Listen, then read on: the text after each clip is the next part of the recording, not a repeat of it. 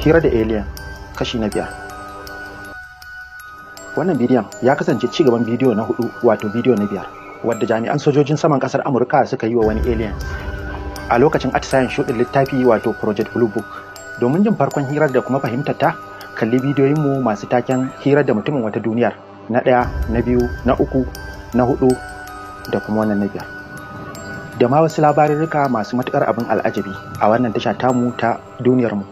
Dukkan waɗannan bidiyoyi sun kasance wani ɓangare ne na atisayen shuɗin littafi wadda sojojin saman ƙasar Amurka suka gudanar domin yin bincike a game da mutanen wata duniyar da kuma Shu'uman Jiragensu wato UFO.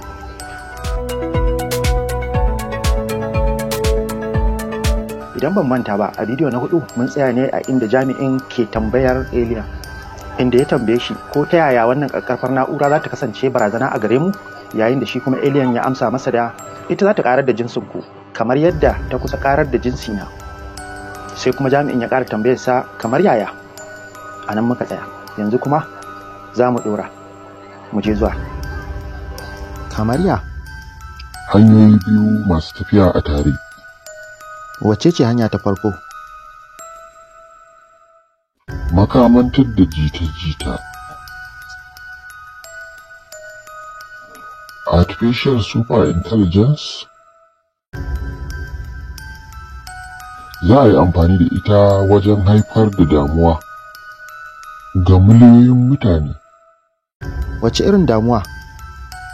Haddasa gaba. Gaba akan me? Ga sauransu, su da suke da bambancin siyasa da addini. Rainin hankali.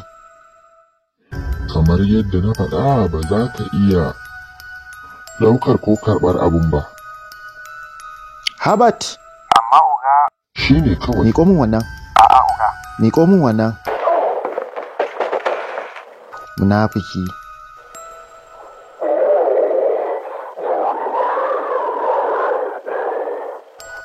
A ƙarshe, wacce ce ɗaya hanyar?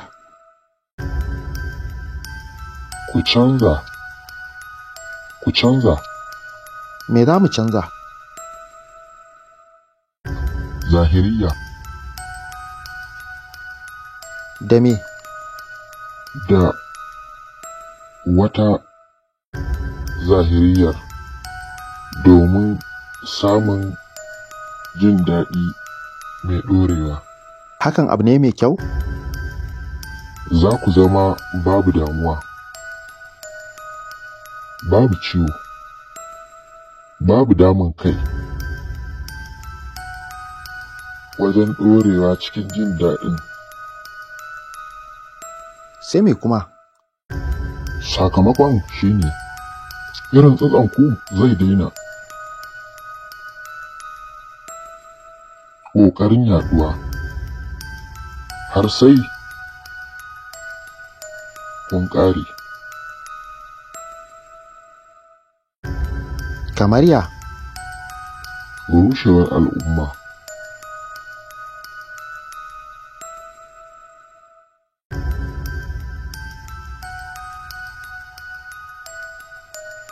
To za mu iya tsayar da wannan na'ura mai tunanin kanta?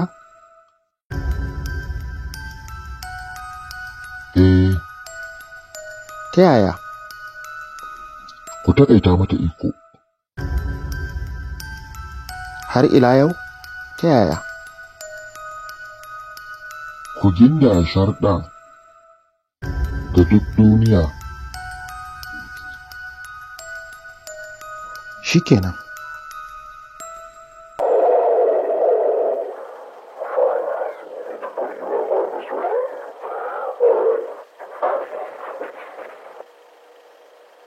Lokacin gana da mahalicci yayi.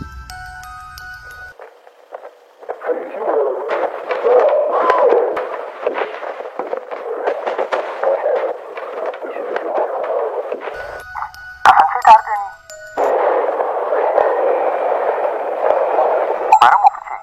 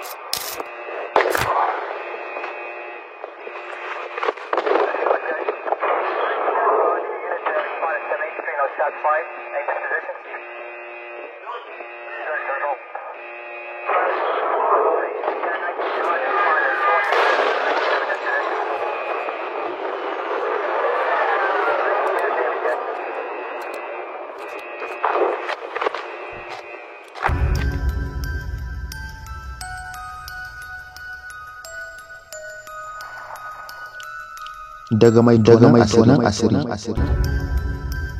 A lokacin ina karami komai ma ɗaukar bidiyon sa nake. Wata rana ɗauki bidiyon wani abu a sararin samaniya.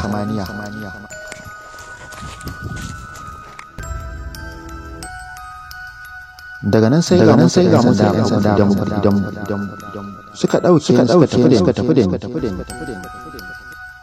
Suka tilasta mu ɗaukar bidiyoyin har ya kasance na ƙware a fannin irin wannan aiki.